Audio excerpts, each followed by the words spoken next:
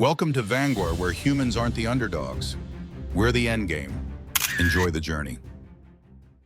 Riker's soul had known better days, though, truthfully, not many.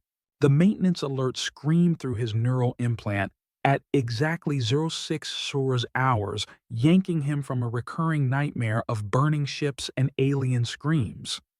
Instinctively, he rolled off the stiff, narrow bunk in Hab Unit 7, groaning as old injuries protested. His back cracked like overworked hydraulics as he sat up. 3 years of backwater courier runs and recycled protein bars had turned his spine into a map of regrets. He rubbed his face and pulled on yesterday's flight suit. It still stank of engine coolant and pressurized cabin sweat. Typical frontier life.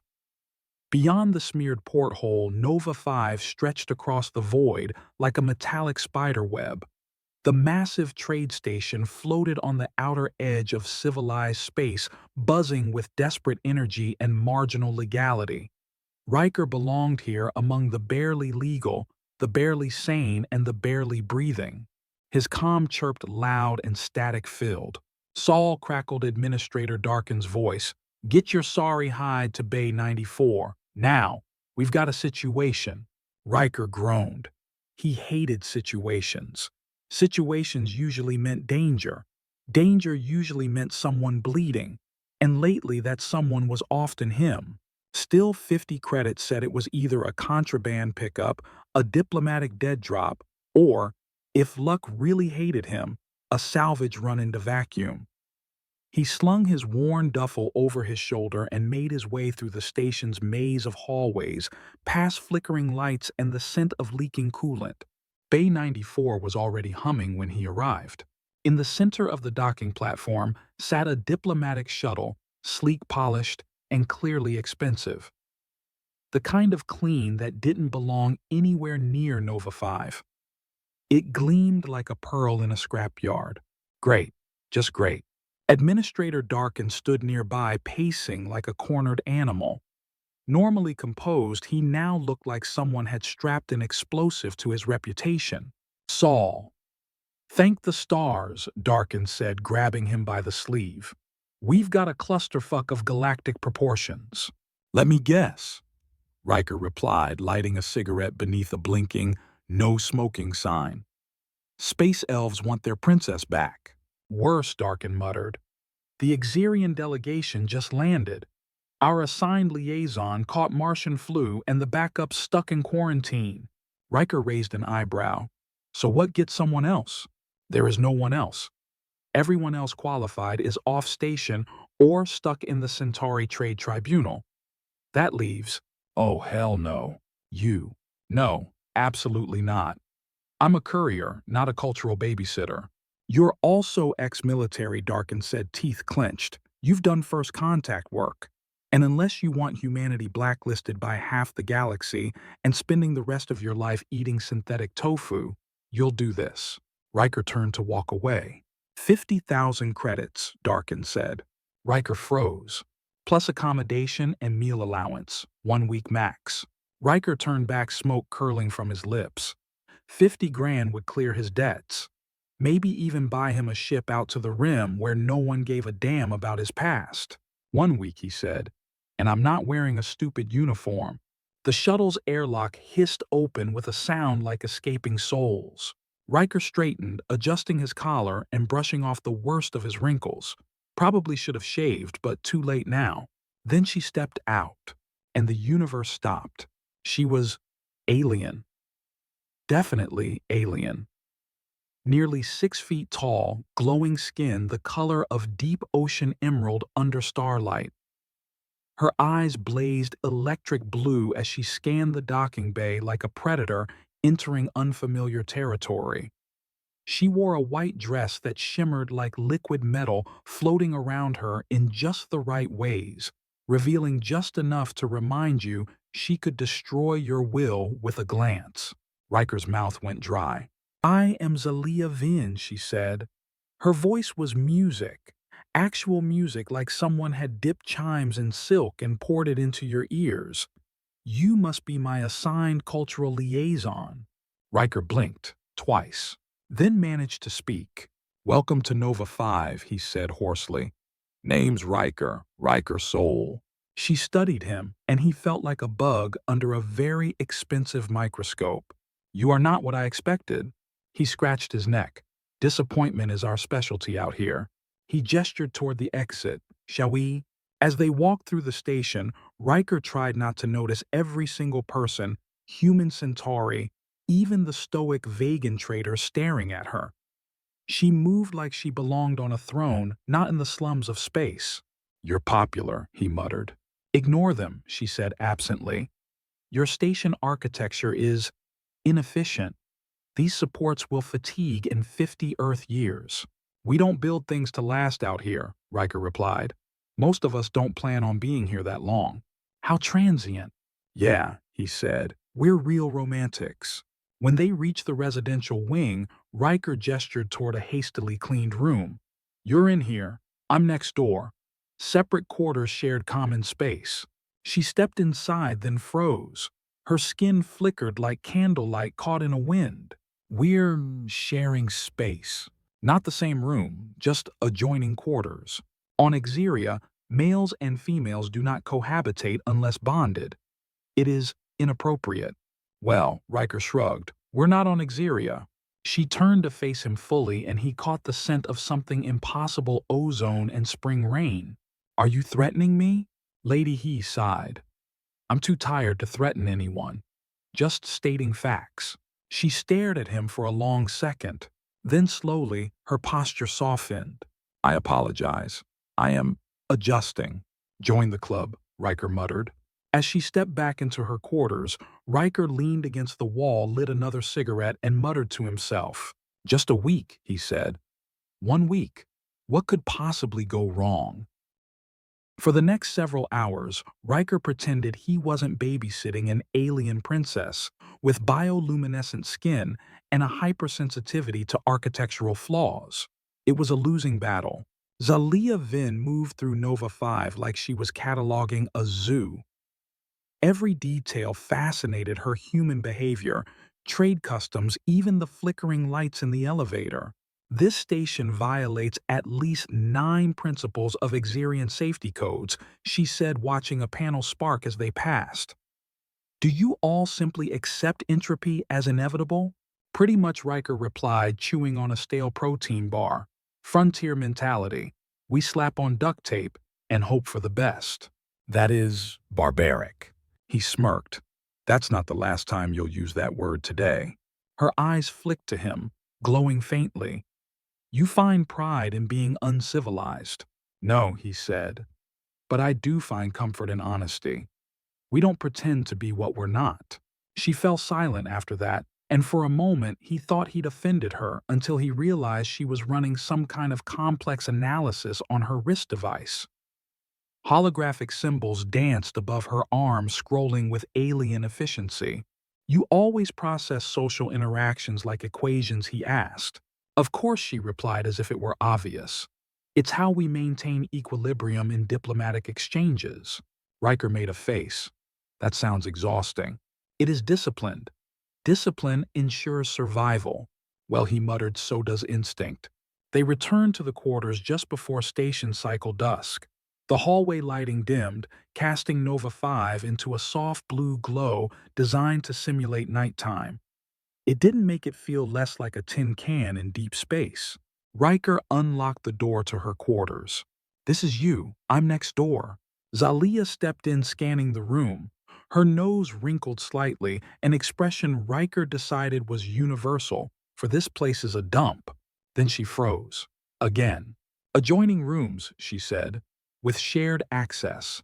Separate sleeping areas," Riker clarified. "Shared kitchenette and living room. It's how diplomatic suites work on a budget." On Exeria, she began again, and Riker cut her off. "We're not on Exeria." She turned slowly, her luminescent skin flickering between calm green and anxious gold. "You are deliberately provoking me." "I'm being honest," he said, arms crossed. "You want royal treatment? Pick another station. Out here, we do what we can."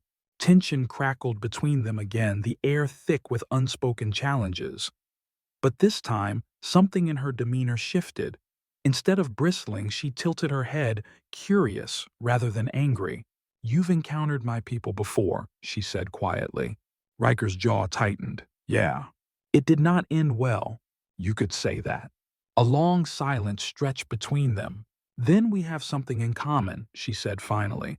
"We both have reasons to fear this arrangement." That night, Riker couldn't sleep. He kept seeing those blue eyes in the dark glowing faintly in memory, searching his face like they were scanning for weakness or truth. He didn't like how that made him feel. By the second day, a fragile rhythm emerged. Zalia spent her mornings in the station's database terminal, absorbing human culture at hyperspeed, her wrist projector flashing with notes and observations. In the afternoon, she walked the station corridors, silently observing everyone from rowdy traders to janitorial bots. She took notes.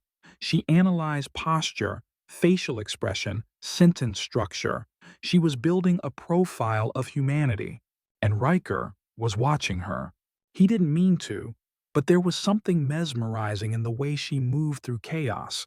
She never brushed against anyone yet, never appeared evasive. She mimicked the gestures of those around her, tilting her head like a Martian diplomat, clasping her hands like a Vegan monk. It was eerie and elegant. He began noticing more than her alien features. The way her skin glowed brighter when she was intrigued. How she muttered equations under her breath when annoyed. The way she tilted her head when asking a question like she was calibrating a telescope on a living star. Late that night, as they shared the common room, he eating a ration bar, she sipping nutrient fluid, he finally asked, "You ever just react, not analyze, not process, just feel?" She raised a brow. "Feelings are unreliable data sources." He laughed. "That's the most alien thing you've said all week." Zalia considered this. Then almost too quietly, "Sometimes I envy how easily your species expresses chaos." He looked at her then, not the diplomat, not the glowing scholar, just a woman far from home trying to make sense of something fundamentally incompatible. "Well," he said, "welcome to chaos." She smiled, just a little. It made his chest feel oddly light. By the third day, Nova 5 felt almost normal, almost. Riker had nearly convinced himself that this temporary assignment would pass uneventfully. Sure, Zalia still made him feel like a test subject with every glance, but her attitude had thawed slightly. She even chuckled once, an airy chime-like sound that made half the station turn their heads. That morning, she cornered him in the common area. "I wish to visit the commercial district." Riker raised an eyebrow, still chewing on the last bite of his ration bar. "Why?"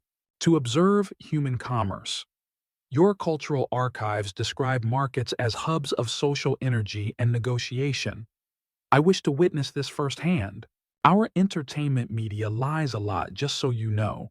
"I still wish to see." He sighed, finishing his lukewarm coffee. "Fine, but stay close. It's not exactly a utopia down there." "Understood." Riker had a bad feeling about it already. The commercial district of Nova 5 was a marvel of barely contained chaos. A sprawling three-level maze of stalls, bars, and shops. It catered to every species, every vice, and every shade of morality the galaxy had to offer. Zalia stayed close, eyes wide with fascination. Every few steps she paused to observe a Centauri merchant shouting prices for glow crystals, a cybernetically enhanced human haggling with a spider-like vendor over dried tentacle jerky. "Remarkable," she whispered. "The sensory input is overwhelming." "Wait till the waste processors back up during station maintenance," Riker muttered. Zalia paused at a stall selling silk scarves and observed a bartering match with an intensity that suggested she was dissecting an alien autopsy. The negotiation appears adversarial, yet both parties leave satisfied. "Humans are weird that way," Riker said. "Competition's just cooperation with more cursing." They wandered deeper into the district, past booths, stacked with contraband tech, bootleg hollows, and spiritual cleansing stones that looked suspiciously like polished gravel. Zalia drew stares everywhere they went, but no one dared approach, not with Riker beside her, looking like a half-sane war vet with a permanent scowl.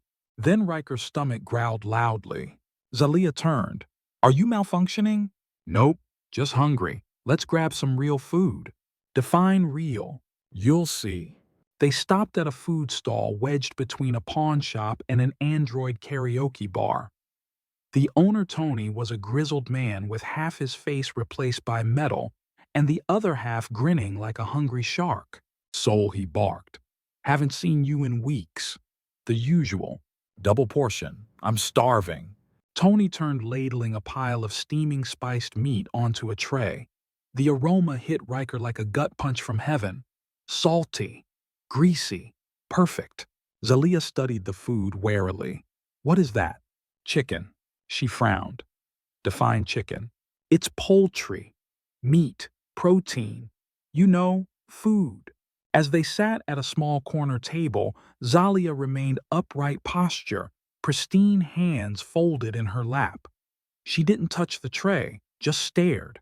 Riker grabbed a piece crispy golden dripping spice and bit into it with a satisfied groan. Heaven. It tasted like the universe owed him something and was finally paying up. Zalia didn't move. In fact, she went very still. Her glowing skin flickered. Her pupils contracted. Her voice dropped to a whisper. "You're consuming flesh." Riker blinked. Yeah. It's chicken. Lab-grown. Probably. Maybe. You're eating something that once had form, biological integrity. Well, technically, it was alive. "It's not sentient," he said, chewing slower. "Just a dumb bird." Zalia pushed her chair back abruptly, knocking it over. Her hands trembled. "I am made of flesh," she said, voice rising. "Muscle, blood, bone. If you can eat that, then you can eat." "Whoa, whoa, whoa!" Riker stood, hands raised. "I'm not gonna eat you." But she was already retreating, backing behind a cargo container, crouched like a frightened animal. "Don't come near me," she shouted. "I won't let you consume me too." The food court fell into an eerie silence. Dozens of alien eyes turned toward the human and the glowing woman screaming about cannibalism. Riker's stomach churned. "Not from the chicken." "Zalia," he said, carefully approaching. "It's not like that." "How can there be a difference?" she hissed from behind the crate. "Flesh is flesh. Life is life. Because chickens don't think. They don't dream. They're not you. That's what you'd say about me if you were hungry enough." The words hit him like a plasma bolt. "No, I wouldn't. Never. How can I believe that you consumed living tissue for pleasure? What separates me from that?"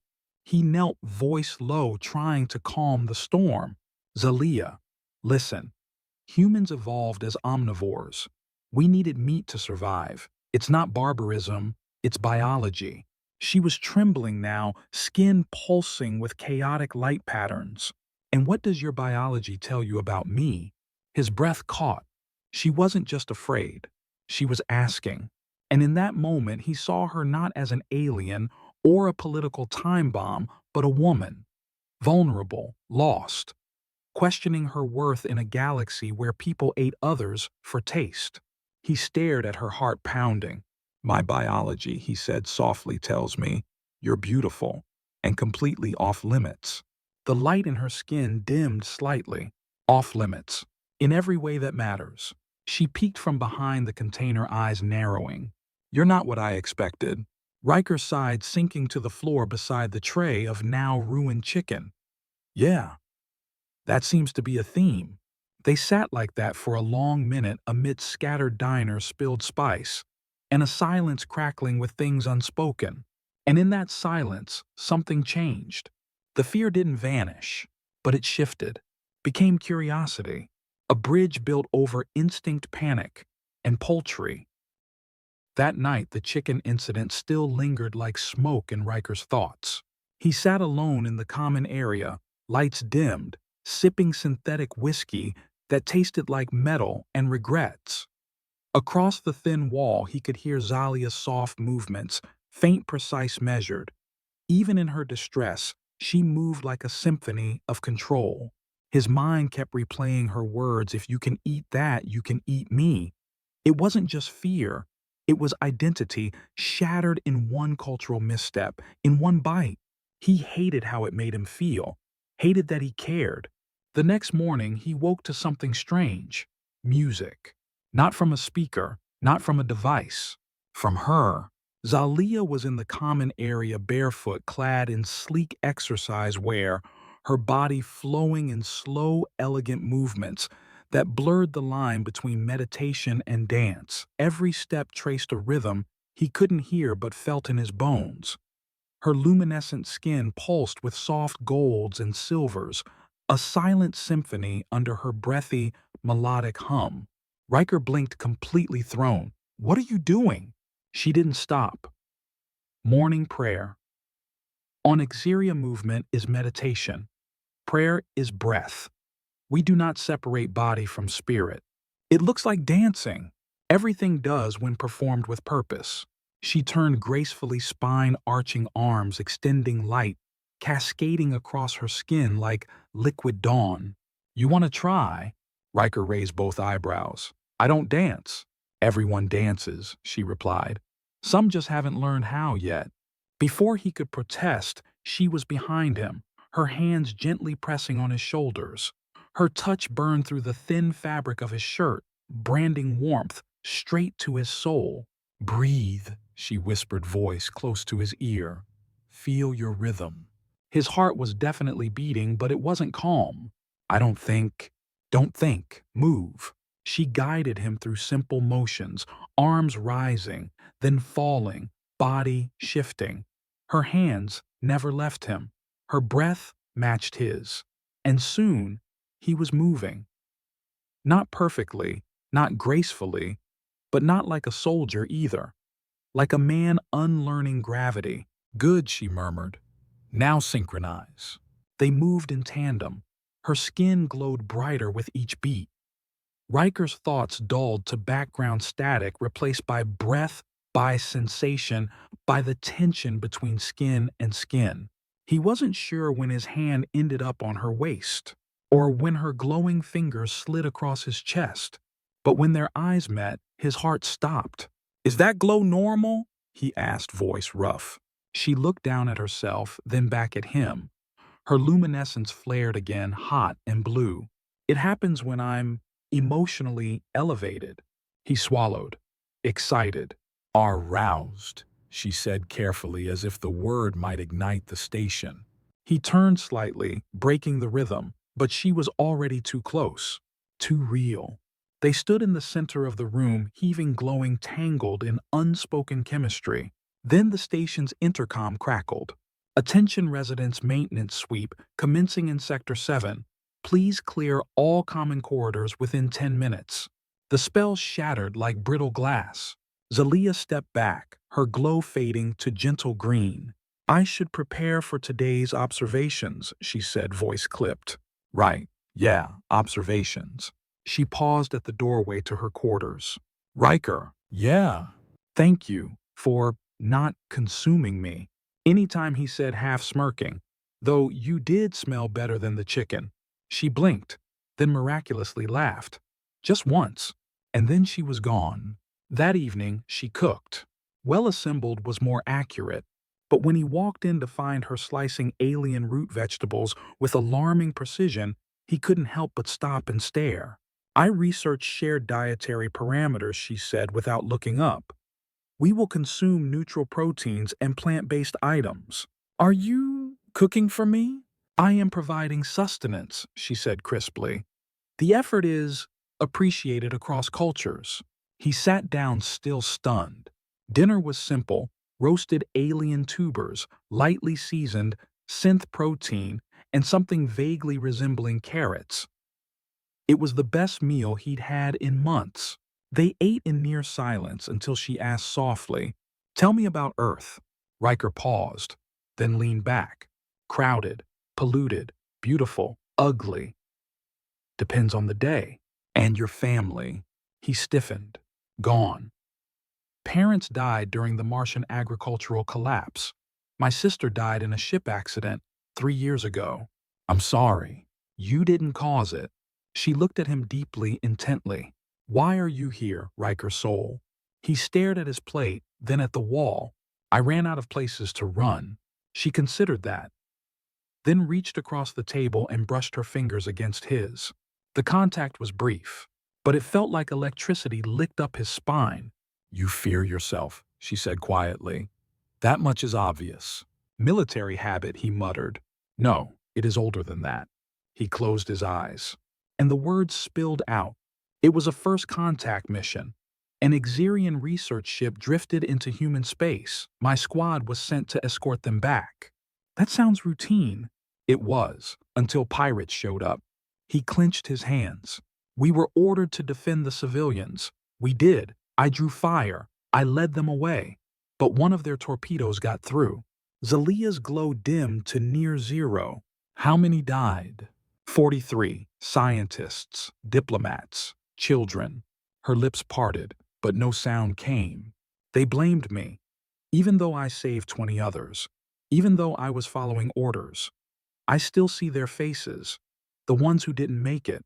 She reached out again this time, not just brushing his hand, but holding it. Is that why you're afraid of me?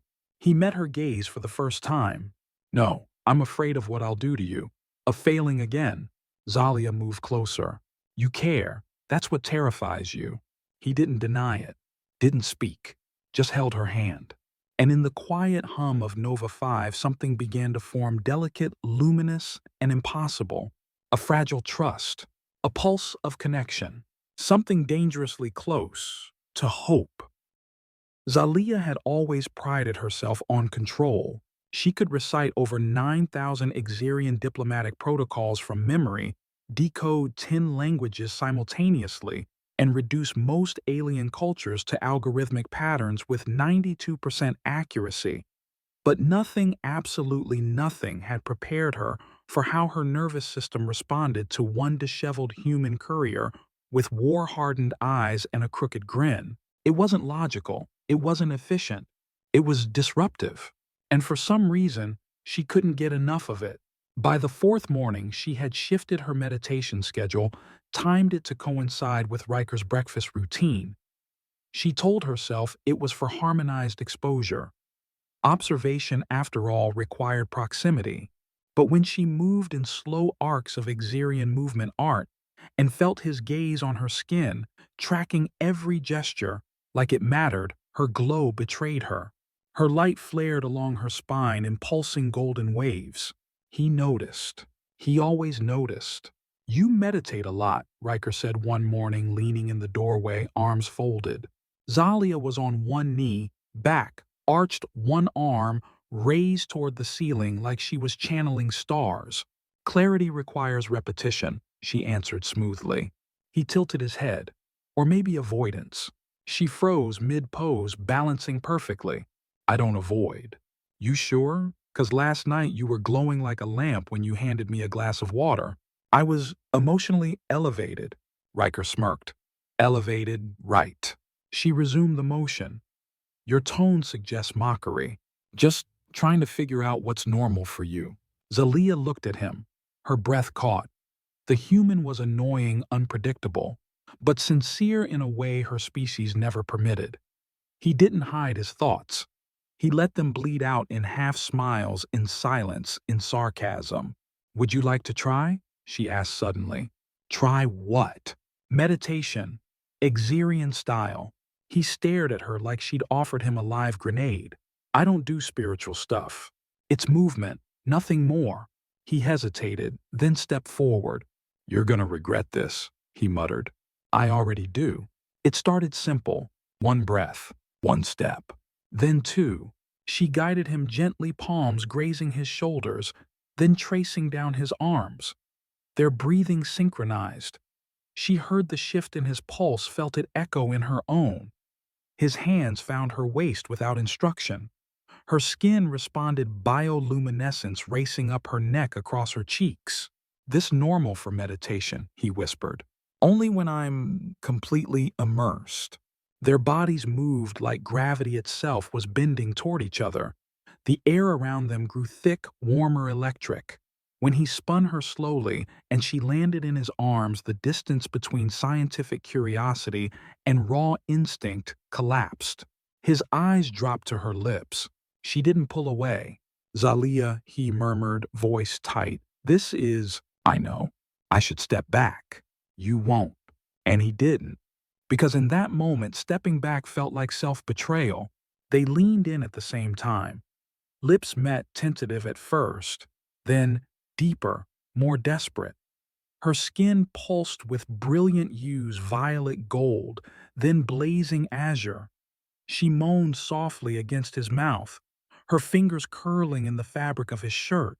Then, BZZT, the station's alert chimed again. "Incoming diplomatic vessel. Priority docking clearance requested. Sector 12. Zalia broke the kiss. She staggered back, trembling. "No," she whispered. Riker blinked. "What?" Her skin dimmed abruptly. She turned away, voice flat. "My father. He's arrived early." "Wait, your father. Father." As in High Counselor, Thark's soul. Yes. She backed toward her room. "If he discovers this," she gestured between them, "he will terminate the program. Erase everything I've experienced here. My memories. My status." Riker stepped forward. "Zalia, don't. Talk to me. I have to prepare."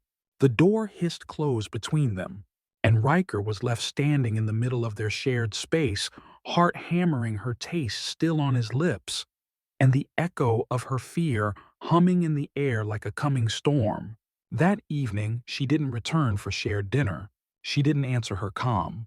And for the first time since she arrived, Riker felt something dangerously close to dread. Something had started between them. And now someone very powerful had just docked to end it. Riker sat in the common room long after station night cycle began, the overhead lights dimmed to a gentle amber hum. The half-empty bottle of synth whiskey sat on the table beside him untouched. His eyes were fixed on the darkened viewport where the sleek shape of an Xerian diplomatic cruiser loomed against the stars like a blade pressed to Nova 5's throat. She hadn't come out, hadn't responded, and her silence was louder than any alarm he'd ever heard. The next morning, she was there, standing by the viewport, already dressed in formal robes of sheer white and patterned gold. Her hair had been coiled into elegant symmetry, and her skin glowed with a muted, restrained palette, perfect for high diplomacy. She didn't turn as he entered. "I assume you've seen the cruiser." "Hard to miss," he replied. "Looks like a floating cathedral with lasers." "That's the flagship of the Xerian High Council. And your father, disembarking now." Riker exhaled slowly. "You okay?" "No," she said honestly. "But I am prepared." She finally turned, and there was something different in her eyes. Resolve, yes, but also something wounded. "Riker," she began, voice tight. "I get it," he cut in. "We crossed a line." Her eyes flickered. "You regret it?" "No," he said. "But I know you might have to." She looked down at her hands. "I didn't come here expecting connection. I came expecting to endure." Riker chuckled dryly. "Yeah, welcome to humanity." She stepped closer, fingers twitching at her sides. "I need you to understand something. Whatever happens today, whatever he says, I don't regret you." The words hit like a silent explosion in his chest. He didn't reply, just gently squeezed her hand. It was enough. The diplomatic reception was exactly the kind of formal hell Riker had spent his entire post-military life avoiding.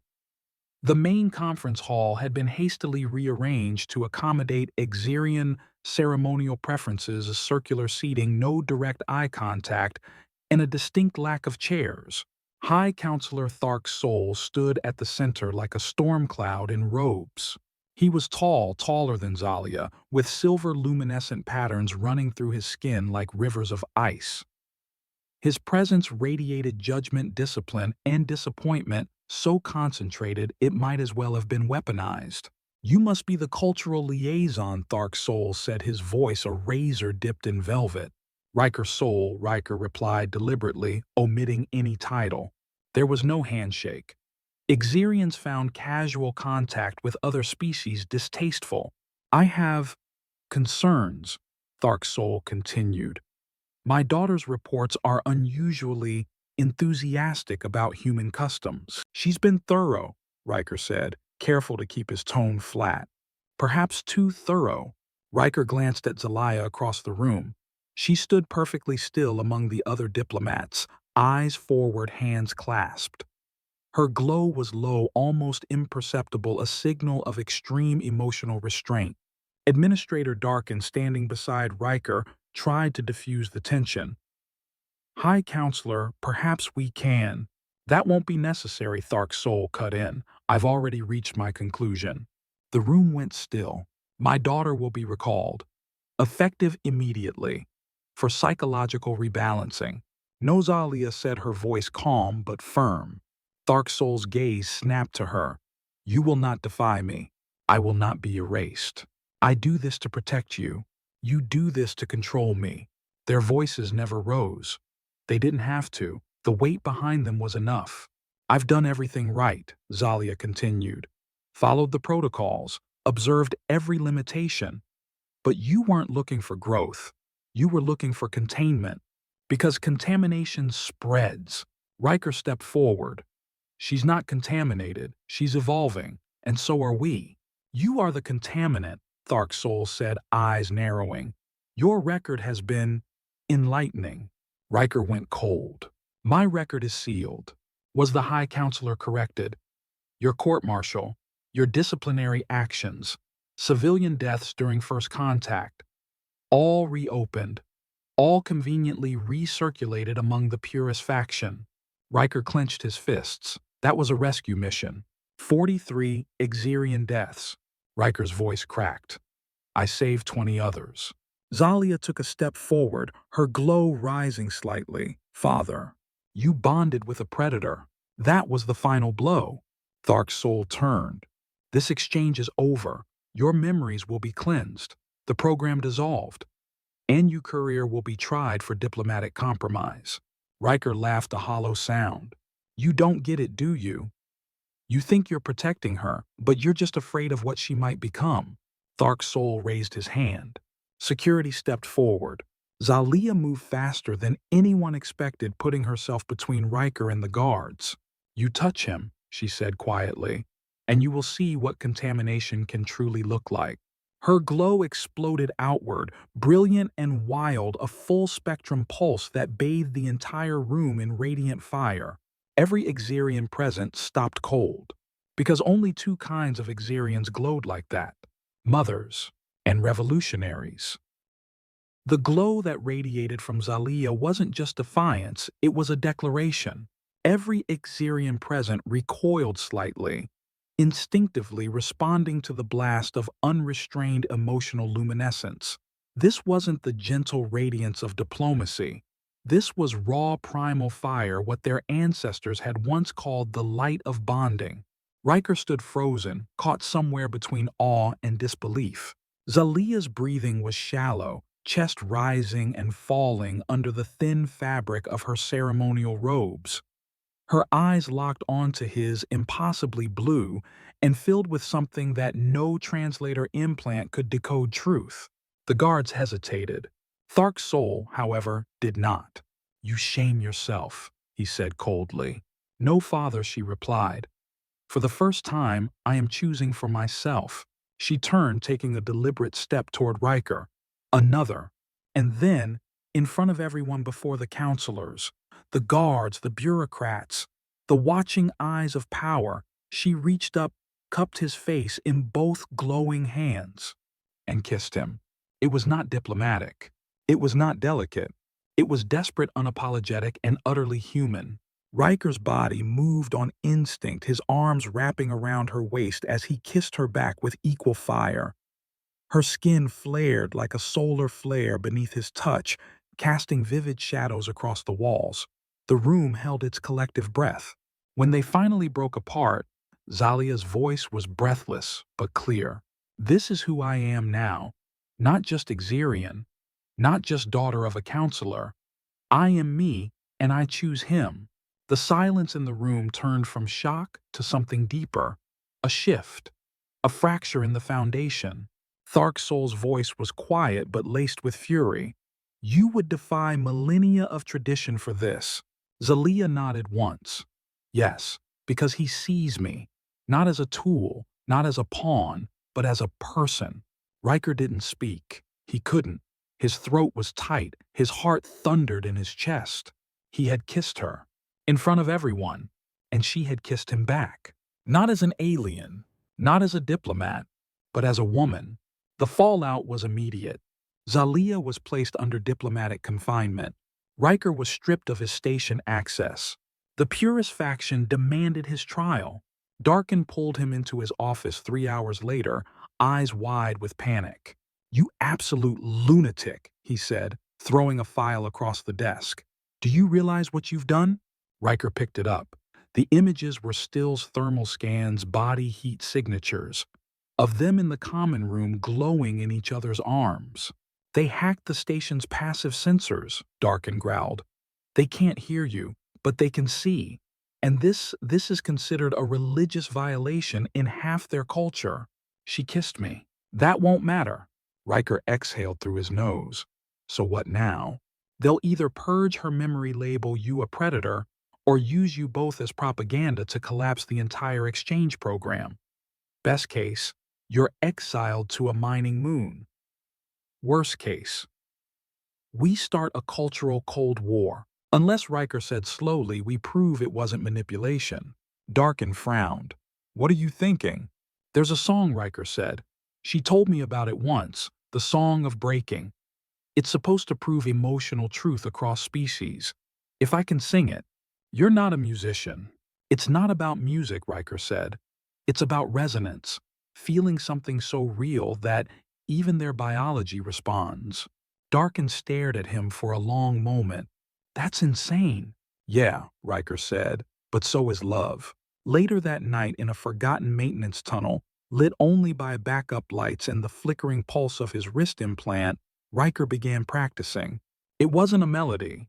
It was a code, an alien emotional language in tonal vibrations. Each syllable felt like a wire pulled tight across his throat. But with every attempt, he came closer. And when the final note cracked from his lungs like a battle cry, the sensors in the corridor briefly overloaded. He smiled. Maybe, just maybe, it would be enough. The next morning, Nova 5 buzzed with a tension thicker than starship armor. Rumors whispered like static a human had seduced an Xerian diplomat. The Council's daughter had violated bonding laws. The exchange program was finished. But Riker had one final card to play, and only one shot to play it. He stood outside the central atrium of the diplomatic sector, heart-pounding voice, dry hands, shaking. The station's PA system was now in override, hijacked through a dozen backdoor protocols and favor-called access codes. Zalia was somewhere in confinement. He didn't know if she'd hear him. He didn't know if it would work. He just knew he had to try. The first tone rang out across the station. It was low, barely audible, but every Xerian on Nova 5 paused. Then came the second tone, higher, fractured, like a breath caught between tears. Then the third, a sequence of impossibly complex tonal shifts, intonations that weren't just notes, but feelings. Guilt, longing, reverence. Riker sang with no accompaniment, no auto-tune, no alien enhancement, just pain and hope. The Song of Breaking was never meant for human throats.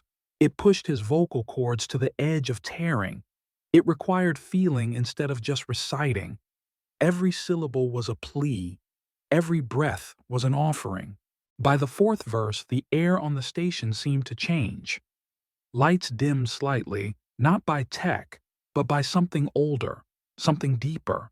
Xerians everywhere stopped moving because they knew the song, but they had never heard it like this. Not from a human, not with truth. In the medical wing, Zalia jolted upright. The harmonics struck her like gravity in reverse. Impossible. No human should have been able to access those emotional frequencies. No one but someone truly bonded. Her glow flared uncontrollably, monitors around her chirping warnings. She ripped off the dampening headset and stumbled toward the nearest console, overriding the door with trembling fingers. She didn't care about protocol. She didn't care about exile. She ran. Back in the atrium, the song reached its final arc. The last verse. The plea. The sacrifice. Riker's voice cracked, but he didn't stop. He gave it everything. Not for diplomacy. Not for pride. For her. And then another voice joined. Hers. Zalia's voice poured through the comm channels, weaving into his song like starlight into twilight. Her tones matched his, wrapped around his melody like vines claiming stone. It was no longer a solo. It was a bond. The final notes resonated like thunder across the hall. Silence followed. Breathless. Eternal. And then light. Zalia appeared in the atrium doorway, skin blazing with such raw luminescence that even Xerian guards fell to their knees. Riker turned, barely standing, voice gone, body spent. "You heard me," he whispered hoarsely. She didn't answer with words. She kissed him again. This time, it wasn't rebellion. It was recognition. High Counselor Thark Sol arrived moments later, surrounded by aides and political enforcers, just in time to see his daughter, glowing in a stranger's arms, joined not by seduction, but by something far more dangerous: harmony. "What have you done?" he demanded. Zalia faced him. "I've become myself. You've been corrupted. No, I've been awakened. And so has he." An Xerian elder stepped forward then, Vexillara philosopher class, her skin glowing with wisdom. "I heard the song," she said. "He sang it true." "That's not possible," Thark Sol snapped. "Then explain why I wept," she replied simply. "Explain why I felt my own mating bond stir for the first time in 40 years. Whispers spread like wildfire. A human had sung the song of breaking. A human had triggered Xerian bonding instincts. Not with technology. Not with manipulation, with emotion, with truth, with love. Thark Sol's carefully constructed argument began to collapse. One by one, the observers stepped back. Guards lowered their weapons. No one moved to detain them. "You've doomed us," Thark Sol hissed. "Our purity, our path, it will collapse." "No," Zalia replied, voice steady. "It will evolve." Riker stepped forward. "You can't stop this. We didn't start a war. We just stopped pretending there wasn't one already raging in your heart." The High Counselor stared at them and saw what he feared most. Not contamination, not infection, but change. For a long moment, the only sound in the diplomatic atrium was the soft hum of failing tension. Zalia stood tall, aglow, no longer hiding. Beside her, Riker's body was bruised and breathless from the song, but his grip on her hand remained steady. The bioluminescence at the point of contact, two distinct patterns, now intertwined, spoke louder than any treaty. Thark Sol looked between them like a cornered monarch, betrayed not by enemies, but by the future itself. This is unnatural," he growled. Zalia didn't flinch. "It's more natural than anything you've ever built behind closed doors." Vexillara the philosopher elder stepped forward again. "There is precedence for this," she said quietly. "Ancient, nearly forbidden. A cross-species harmony, rare, powerful. Outliers," Thark spat. "Aberrations. Or beginnings," she countered. "Depending on your lens." Riker coughed into his fist, blood still raw in his throat. "Funny how the future looks like a mistake when you didn't design it. That broke the dam." Zalia turned, stepping into the center of the atrium, spotlighted by her own light. "I have a question for the High Counselor," she said clearly, her voice ringing out. Thark's gaze narrowed. "Tell them about my mother." Silence. "Zalia, tell them about the Terran researcher, about the Kepler incident, about the woman who died protecting your secret." Thark's soul visibly paled. All color drained from his glow. Gasps rippled through the diplomatic chamber. Riker blinked. "Wait, What? Zalia's voice was thunderous now. My mother was Dr. Sarah Darkin, a human xenobiologist. She studied Xerian emotional resonances. She documented the Song of Breaking. She died during the pirate ambush that claimed 43 lives, including the ones you blamed on Riker. All eyes shifted. Darkin administrator. Darkin stumbled forward, shock evident on his face. My sister, he whispered. You're... Zalia nodded. I am your niece. Her glow rose like a sunrise in supernova. I am half human. The room exploded in motion, advisors shouting, guards stepping back, aides rushing to record every word, every pulse. I was born in secret, she continued. My mother died. My father, this man raised me as pure Xerian, hid my origin, suppressed my human genome, lied to the council, lied to me. Thark's soul took one unsteady step back, then another. You would use your own bloodline to justify this perversion. Zalia's eyes narrowed. No, I use it to expose your hypocrisy. You claimed Riker was a contaminant, but the contamination began with you. Gasps again. Advisors broke into hushed arguments. One, an elder male, ripped off his ceremonial sash in outrage. Is it true? Vexillara asked softly. Thark's soul closed his eyes, and then nodded. I loved her, he whispered, but the council forbade it. They would have exiled me. I had to choose legacy or love. He looked up, eyes wet for the first time in decades. I chose wrong. Zalia stared at him. Then help me choose right. It took hours to settle the storm. The official vote was scheduled. The diplomatic hall became a war zone of ideology, some calling for Zalia's removal, others now demanding a reformation of interspecies law. But in the quiet between debates, Riker and Zalia sat alone, backs pressed to the wall of a maintenance corridor where no surveillance reached. I don't know what happens next, he said, voice low. Neither do I, she replied, but I know what we've already changed. He looked down at their fingers, intertwined, glowing faintly in sync. That used to be impossible, she said, noticing his stare. Human skin shouldn't trigger sympathetic luminescence. So what does it mean? She leaned in. That the universe just got a whole lot more interesting. He smiled. You still scared? I'm gonna eat you. She laughed softly, her breath warm on his cheek. No, but I might devour you instead. His heart skipped. And for the first time since Kepler, since the court-martial, since waking up in a haze of grief and synthetic air, Riker's soul believed in something again. The chamber was quiet, not the silence of control, but of anticipation. A fragile balance hung in the air like a tightrope stretched across two civilizations. On one side, tradition, purity, protocol. On the other, change, evolution, and love.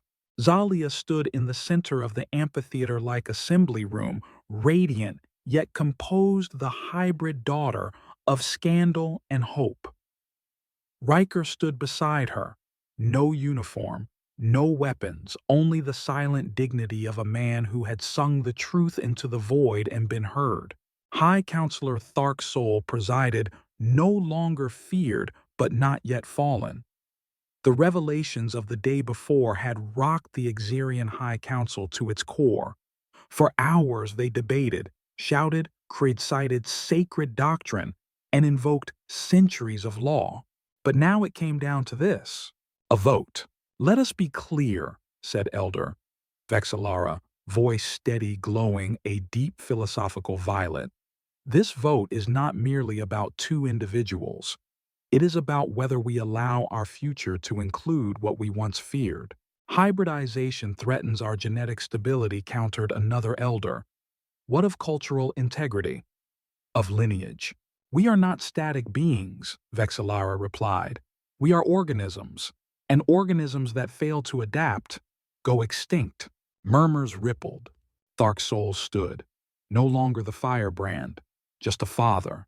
I made choices to protect the Xerian way, he said, but in doing so I buried the most sacred Xerian value, truth. My daughter has not corrupted our future. She is our future. Gasps. He turned facing the assembly. I vote for continuation. For evolution. One by one the votes were cast. 12 counselors. Each voice echoed like a drumbeat in the air. Yes. No. Yes. Yes. No. The count swayed back and forth, teetering between legacy and revolution. Yes. No. Then came the final vote.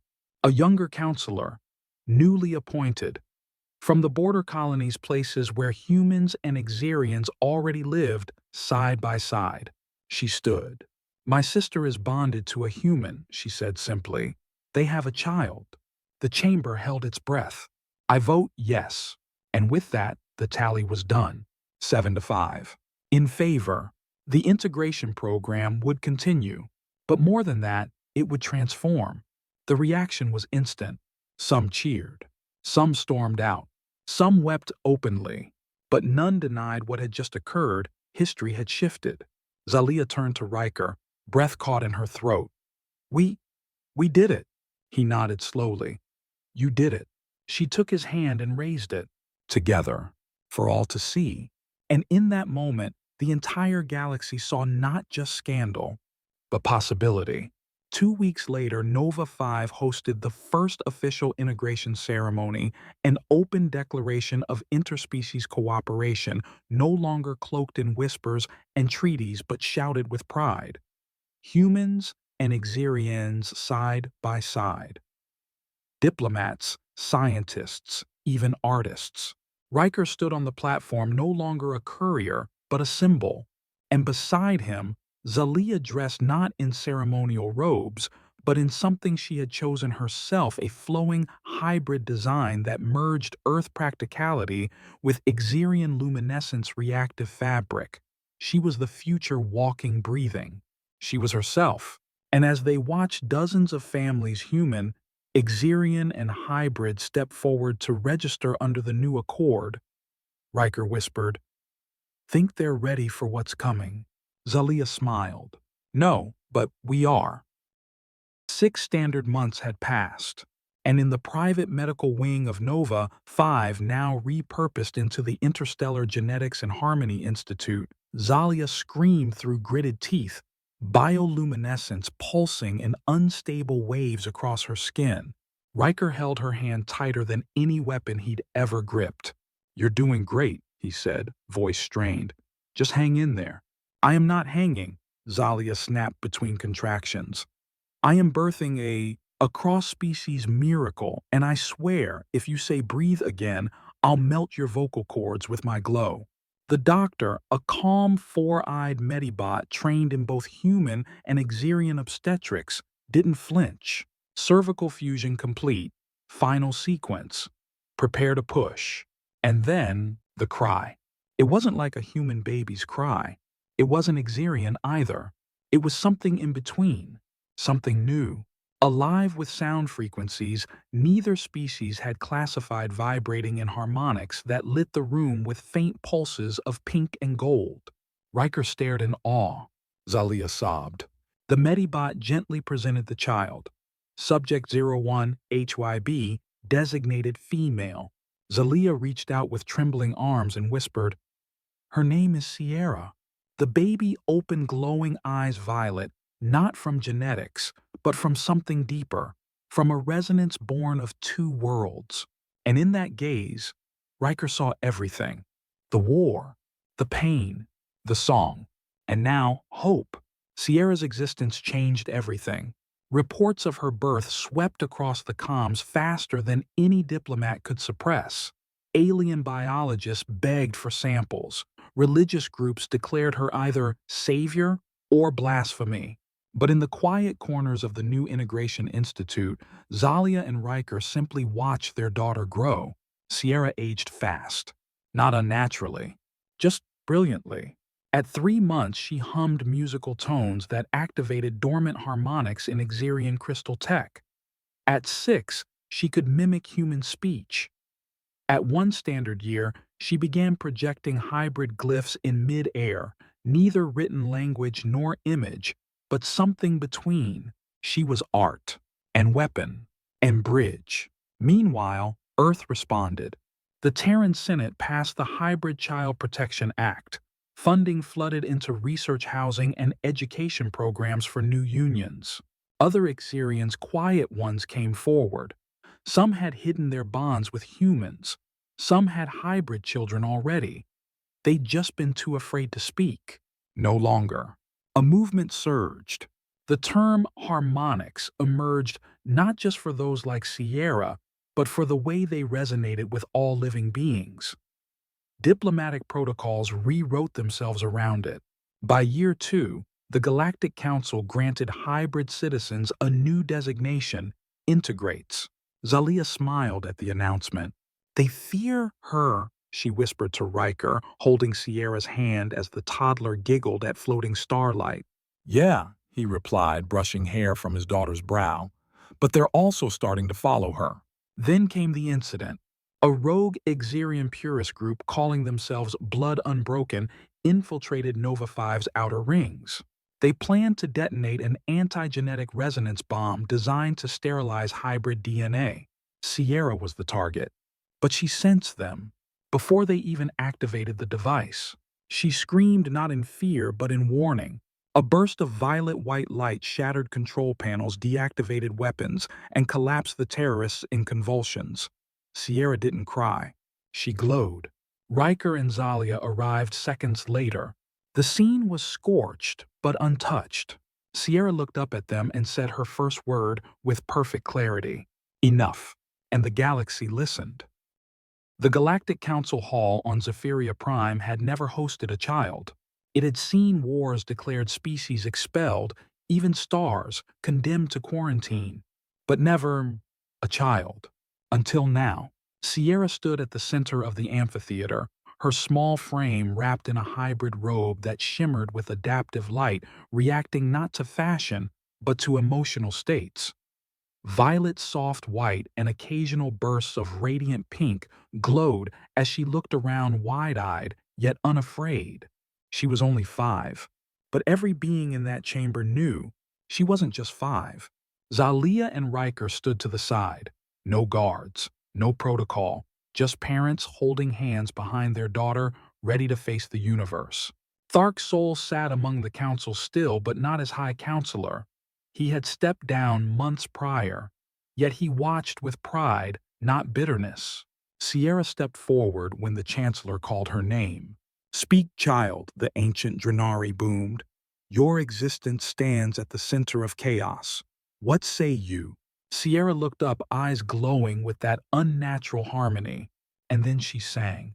Not words, not language. Something older, something deeper. The song of becoming. It rippled through the chamber like a sonic aurora. Some wept. Some fell to their knees. Some reached across species lines and gripped hands that had once pointed weapons. And when the final note fell like a feather, Sierra spoke. I am not the problem. Silence. I am the answer. 1,000 species. None moved. I was born because you made laws that couldn't contain the heart. Because rules forgot what love sounds like. I am your mirror, your reminder, your beginning. She pointed to the ceiling of the chamber where holograms of the galaxy hung. You keep building walls in the stars. The council remained silent. You think war is natural, that peace is forced, but maybe you've just forgotten how to listen. She paused. Her next words shattered everything. So I give you a choice. A deep breath. Open or collapse. Later, no one could agree on what triggered the shift. Some claimed it was the harmonic frequency of Sierra's voice. Others said it was her gaze, those impossible violet eyes. Some whispered she was the next phase of life itself, but all agreed on one thing. The vote that followed passed unanimously. All species, all factions, all in favor of the harmonic accord. The next decade redefined civilization. Human and Xerian co-academies spread across colonies. Sierra's genetic blueprint became the foundation for peaceful fusion technology, resonance-based engines, harmony-tuned shields, even emotional calibration for planetary AI networks. Conflicts dropped by 84%. New languages formed musical, emotional, alive. The war-forged maps of the galaxy dissolved into art. The first harmonic union was held under twin suns Sierra, leading a chorus of hybrid children in the Song of Dawn, sung in 1,000 dialects at once. And through it all, Riker remained at her side. So did Zalia, and so did the legend. They called it The Day the Stars Changed Key, and they remembered the little girl who stepped into a hall of monsters and melted them with music. But for Riker and Zalia, she was still just Sierra, their daughter, the impossible, the bridge, the future.